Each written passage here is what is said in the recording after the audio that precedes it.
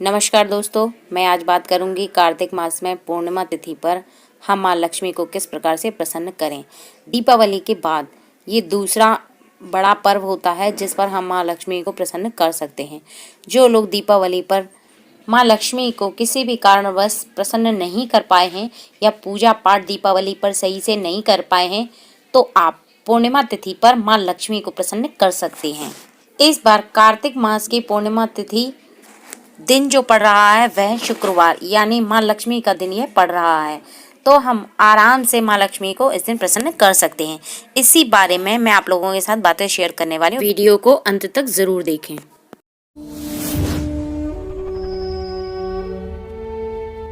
नमस्कार दोस्तों, मैं रूपवती सिंह अपने चैनल पर आप सभी का बहुत बहुत स्वागत करती हूं। इसी तरह की जानकारियों को और प्राप्त करते रहने के लिए मेरे चैनल को सब्सक्राइब करें और बेल बटन को प्रेस करके रखें, ताकि जब भी मैं कोई वीडियो शेयर करूं तो उसका नोटिफिकेशन सबसे पहले आपको मिले। दोस्तों, पूर्णिमा हर मास में पड़ती है। कार्तिक पूर्णिमा का अपना ही एक विशेष महत्व है।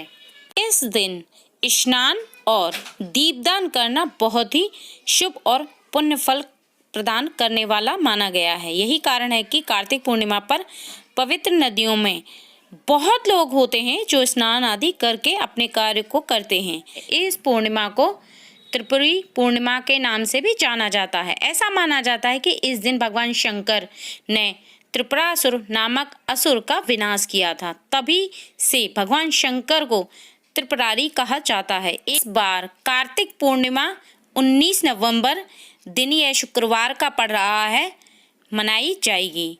शुक्ल पक्ष में आने वाली पूर्णिमा कार्तिक पूर्णिमा कहलाती है। इस शुभ दिन पर सर्वार्थ सिद्धि नामक योग और वर्तमान योग भी लग रहा है, जो सभी बुरे योग और नक्षत्रों को दूर करता है।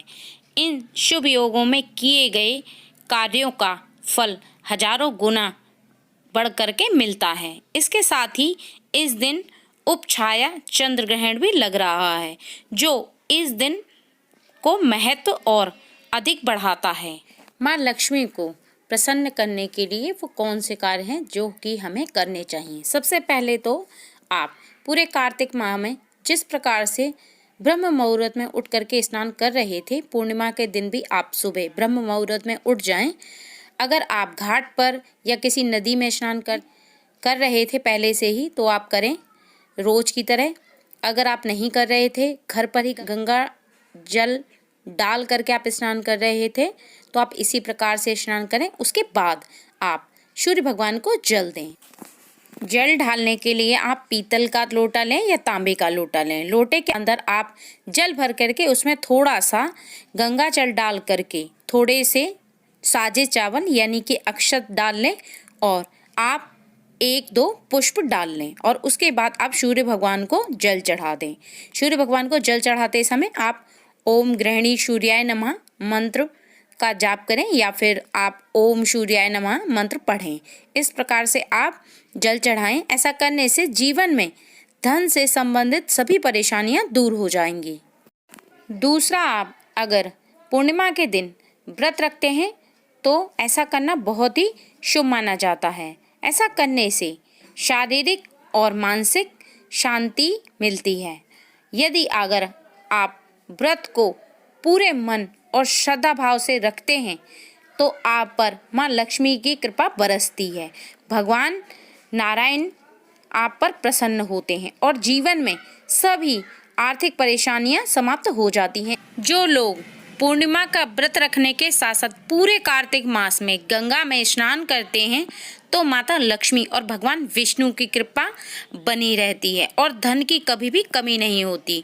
मान्यता है कि कार्तिक मास में विशेषकर कार्तिक पूर्णिमा के दिन पवित्र गंगा में स्नान अगर आप करते हैं तो ऐसा करने से व्यक्ति के किए गए पिछले पाप नष्ट हो जाते हैं। जो जाने अनजाने गलतियां हो जाती हैं उन गलतियों की माफी भी मिल जाती है और धन की प्राप्ति भी होती है, क्योंकि भगवान नारायण जल में ही निवास करते हैं और माता लक्ष्मी हमेशा उनके साथ रहती हैं। साथ ही आप आज के दिन थोड़ा सा दूध लें और दूध कच्चा होना चाहिए। उसमें आप थोड़ा सा शहद मिला लें और गंगा जल मिला लें। उस दूध को आप शिवलिंग पर जाकर के आज के दिन चढ़ा दें। ऐसा करने से भगवान शिव प्रसन्न होते हैं और भगवान शिव के साथ साथ माँ लक्ष्मी भी प्रसन्न होती हैं। पूर्णिमा के दिन माँ लक्ष्मी की पूजा करने के साथ साथ आप तुलसी के नीचे भी एक दीपक अवश्य ही जलाएं। या तो आप घी का दीपक जलाएं, अगर घी का ना हो तो तिल के तेल का दीपक अवश्य ही जलाएं और तुलसी की पूजा भी अवश्य ही करें। पूर्णिमा के दिन आप एक काम और करें, चावल से और दूध से आप खीर बनाएं और खीर बना करके आप गरीब लोगों को या ब्राह्मणों को खीर का भोजन अवश्य ही कराएं। ऐसा करने से चंद्र ग्रह मजबूत होता है, साथ ही माँ लक्ष्मी की कृपा भी आप पर बरसती है। तो आप ऐसा अवश्य ही करें और साथ में अगर हो सकता है तो कुछ और भी खाने के लिए साथ में दें, जैसे पूड़ियाँ बना करके आप दें। और पूर्णिमा के दिन आप दीपावली की तरह ही आम के पत्तों का तोरण आप अपने मुख्य द्वार पर लगाएं। कार्तिक पूर्णिमा पर माँ लक्ष्मी को प्रसन्न करने के लिए शाम के समय आप खास पूजा करें माँ लक्ष्मी जी की। इसमें आप चावल से खीर को बनाएं और खीर में मेवा मिष्ठान डाल करके अच्छे से पकाएं। उसके बाद आप इसमें थोड़ी सी मिश्री डालें और गंगा जल भी डालें। जब पूर्णिमा पर रात के समय चांद उदय हो यानी चांद निकल जाए, तब आप माँ लक्ष्मी को इस खीर के भोग को आप माँ लक्ष्मी को लगाएं। इसके अलावा आप बतासे से माँ को भोग लगा सकते हैं या फिर आप सफ़ेद वाली जो बर्फ़ी आती है आप उसे मंगा लें और उसे आप माँ लक्ष्मी को भोग लगाएं। ऐसा करने से माँ लक्ष्मी बहुत ही प्रसन्न होती हैं। वैसे आप घर पर शुद्धता पूर्वक खीर बनाएं और माँ को भोग लगाएं, सबसे अच्छा वही रहेगा, क्योंकि घर पर बनी हुई चीज़ में शुद्धता का बहुत ख्याल रखा जाता है इसलिए। और माँ लक्ष्मी जी शांति और साफ सफाई में ज़्यादा प्रसन्न रहती हैं। माँ लक्ष्मी वहाँ पर ज़्यादा वास करती हैं जहाँ पर साफ सफाई का विशेष ख्याल रखा जाता है। अगर आपने पूर्णिमा के दिन माँ का व्रत रखा है तो भी आप लक्ष्मी माँ को भोग लगाएं, अथवा अगर आपने व्रत नहीं रखा है तब भी माँ को प्रसन्न करने के लिए आप दीपावली के बाद ये दूसरा मौका है माँ को प्रसन्न करने का, तो इसे खाली ना जाने दें। आप माँ को भोग लगाएं और माँ को प्रसन्न करें। भोग लगाने के बाद बची हुई खीर को आप प्रसाद स्वरूप परिवार में सबको दें। कार्तिक मास की पूर्णिमा, यह दिन कार्तिक मास का आखिरी दिन होता है, जिस कारण इस दिन की पवित्रता व प्रसिद्धि अधिक है। क्योंकि इस दिन देव दिवाली मनाई जाती है, इसलिए ऐसा कहा जाता है कि इस दिन जिसने देवी माँ लक्ष्मी को प्रसन्न कर लिया उसने सभी देवी देवताओं को प्रसन्न कर लिया। धार्मिक दृष्टि से देखें तो माँ देवी लक्ष्मी को पूनम की रात यानी पूर्णिमा की रात अत्यंत प्रिय है। इसलिए अगर आप इस दिन माँ को खुश कर ले तो देवी माँ लक्ष्मी कभी भी आपको खाली हाथ नहीं लौटने देगी, वह आप पर धन की वर्षा अवश्य ही करेंगी। इसलिए आप आने वाली कार्तिक पूर्णिमा पर माँ लक्ष्मी को प्रसन्न करें।